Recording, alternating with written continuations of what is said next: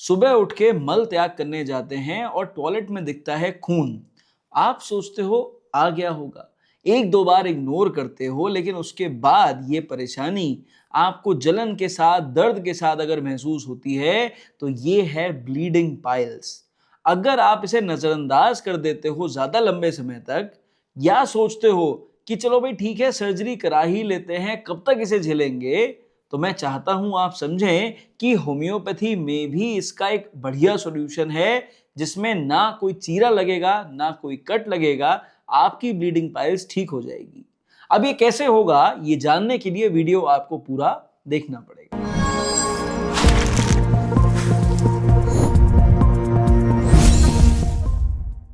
जरा आसान भाषा में पहले समझ लेते हैं कि ये ब्लीडिंग पाइल्स नाम की चीज क्या है। देखो, ब्लीडिंग पाइल से पहले ब्लीडिंग को हटाओ, पाइल्स को समझो।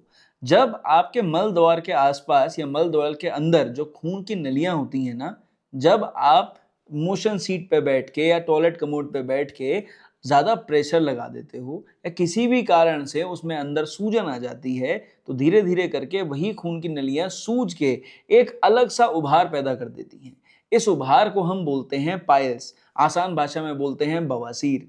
अब ये जो बवासीर है या जो पाइल्स हैं, ये बेसिकली एक प्रॉब्लम अलग से कोई मस्से वाली नहीं होती है, जो कि आम भाषा में लोग समझते हैं।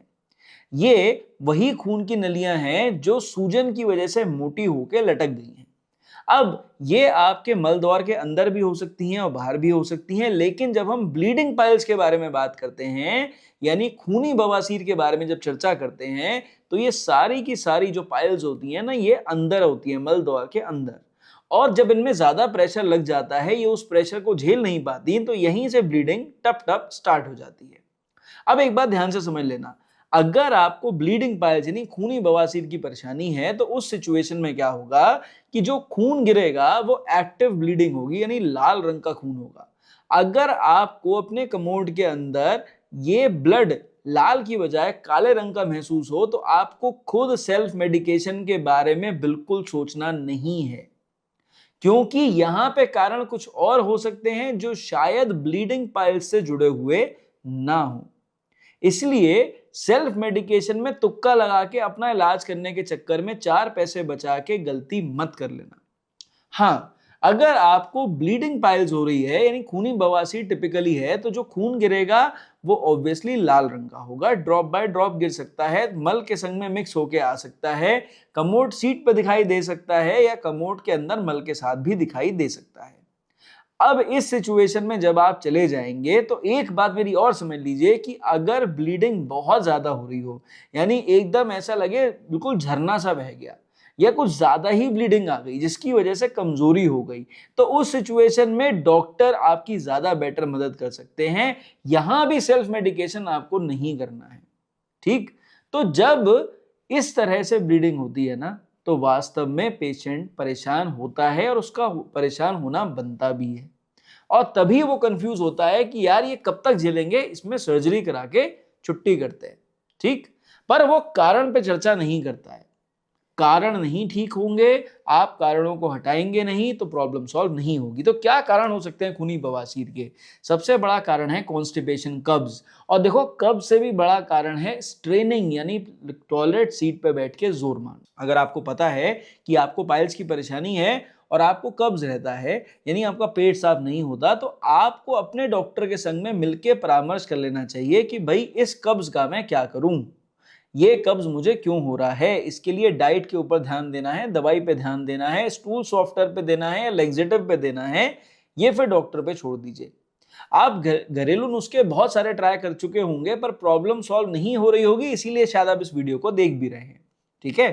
तो जो ब्लीडिंग पाइल्स के पेशेंट्स हैं ना, क्योंकि उनको कब्ज हो जाता है और फिर वो कमोड सीट में बैठ के जो फोन चला चला के जरूरत से ज्यादा स्ट्रेनिंग कर देते हैं ना, वहां भी प्रॉब्लम बढ़ जाती है। तो देखो, ये जो सेडेंटरी लाइफस्टाइल है ना, ये भी एक बहुत बड़ा कारण है।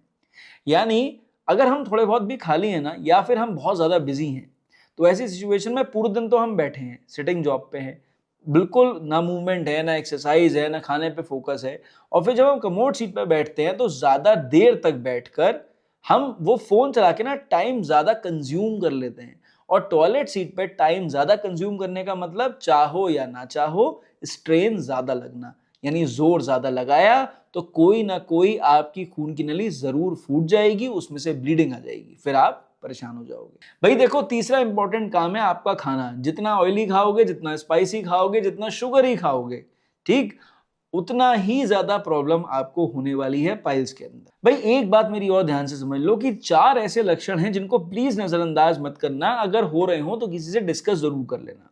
कौन सा लक्षण है? पहला लक्षण हो गया आपके मल द्वार से बाहर झांकता हुआ कोई मांस का टुकड़ा। अगर ऐसा कुछ हो रहा है तो यहाँ पे रेक्टल प्रोलैप्स हो सकता है। अगर ऐसा कुछ हो तो एक बार किसी को दिखा लो, घर के व्यक्ति को दिखा लो या डॉक्टर को दिखा लो। कभी कभी ब्लीडिंग पाइल्स में भी जब पाइल ग्रेड 3 से ज्यादा पहुंच जाए तो उस सिचुएशन में वो भी बाहर आ जाती है, पर उसके संग में ज्यादा प्रेशर लगाने से थोड़ा सा मल द्वार का मांस भी बाहर आ जाता है।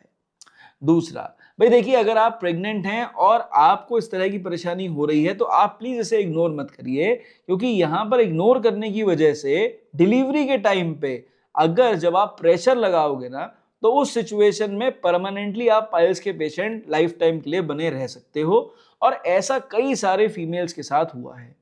तो प्लीज अगर आप प्रेग्नेंट फीमेल हैं और अगर ये इनिशियली आपको महसूस हो रहा है पाइल्स जैसी परेशानी है या कोई मांस बाहर आ रहा है या आपको तकलीफ हो रही है या ब्लीडिंग आ रही है, प्लीज उसे इग्नोर ना करें।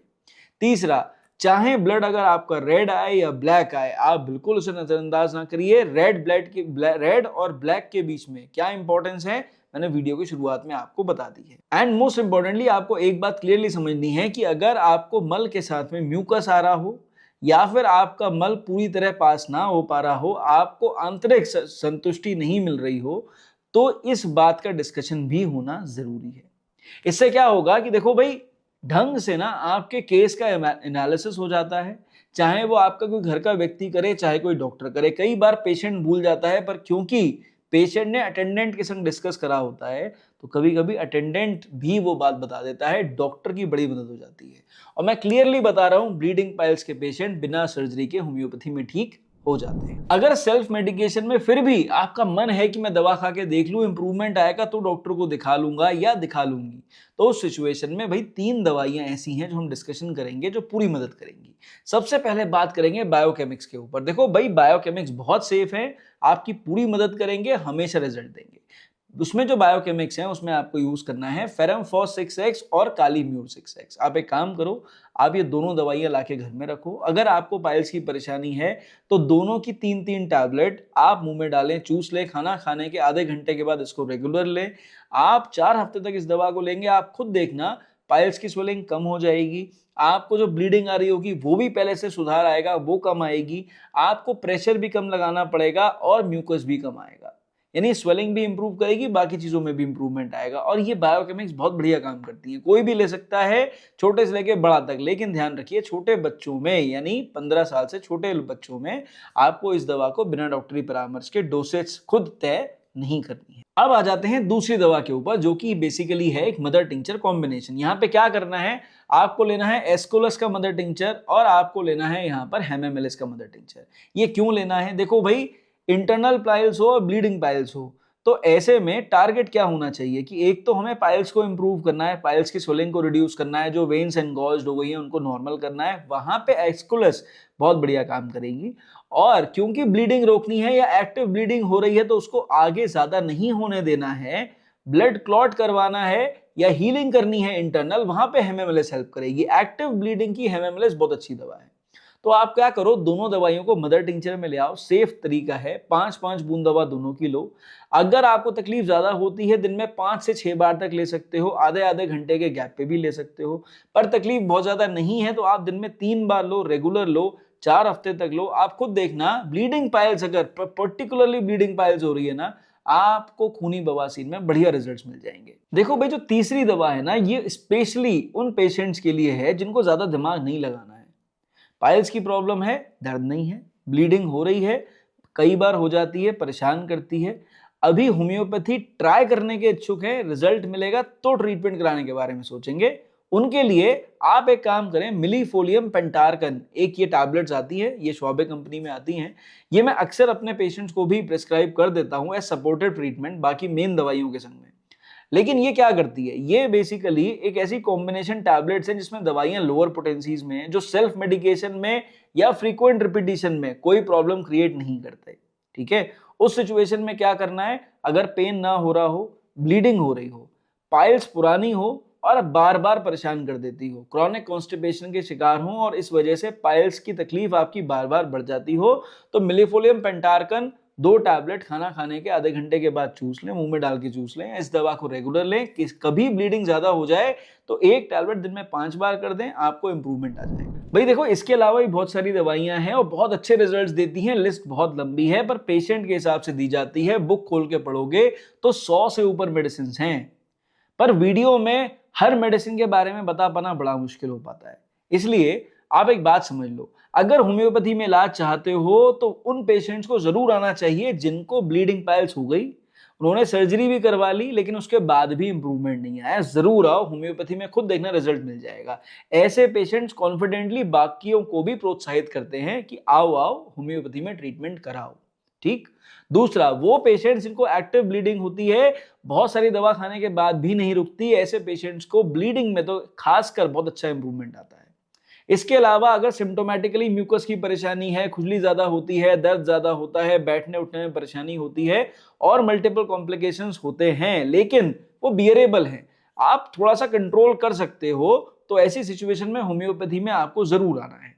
मोस्ट इंपॉर्टेंटली, अगर सालों से ब्लीडिंग पाइल से परेशान है, ऑन एंड ऑफ आता जाता रहता है और आप छुटकारा चाहते हैं इससे, तो होम्योपैथी में ट्रीटमेंट जरूर कराना। तो आई होप इस वीडियो को देखने के बाद आपके भी चक्षु नेत्र खुल गए होंगे, समझ आ गया होगा ब्लीडिंग पाइल्स की प्रॉब्लम है, होम्योपैथी सोल्यूशन देगी, बिना सर्जरी के प्रॉब्लम सॉल्व हो सकती है।